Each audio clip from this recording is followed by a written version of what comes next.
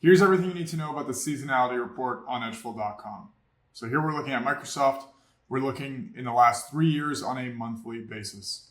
So what this report looks at is the average performance of each month going back either 3 or 5 years. So if we switch over to 5 years, you can see here is the average performance of each of the months. One thing to note is that the performance of each of the months is actually down here in the table. So what you can see is that really the standout pieces here, the standout red month is September in the last 5 years, and the standout green month is November. So in terms of how to actually apply this to your trading, one thing that I like to look at for seasonality is averaging it, like in this case here, what would I do looking at this? Obviously, there has to be other confluence. You need to consider the current market environment. There's a bunch of other factors. You can't just like blindly buy in September and sell in November. But if you do have a bullish confluence at some point in September, and this September, Microsoft starts to dip, you can take a trade, a longer term swing trade into the end of the year, specifically towards November, expecting to capture that move back up, that recovery. So let's just look at the performance down here. This is the average performance of each of the months based on whatever year you're looking at.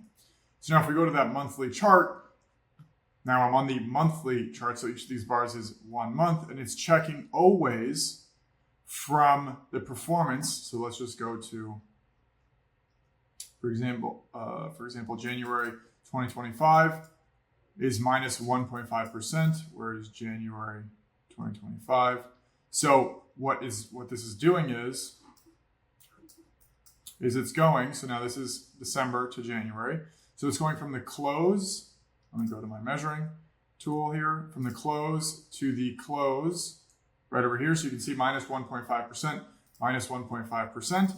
And you can see that this is the way, it's always from the close of one month to the close of the following. So when there is, like in this case here, there was a gap up from the end of March 24 to April 24.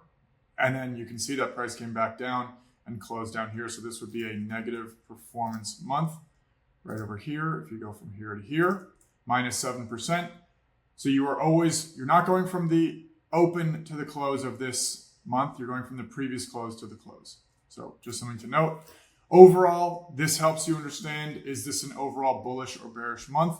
If you had a lot of success going long throughout the summer, you're not probably, obviously it depends, but you're probably not going to have too much success going long in September if this holds true for this year. We also have a weekly version that will break it out by each week in the year, so you can actually get a little bit more of a refined view. And you can go to the last 3 years, which will have, obviously, as you can see, pretty different data.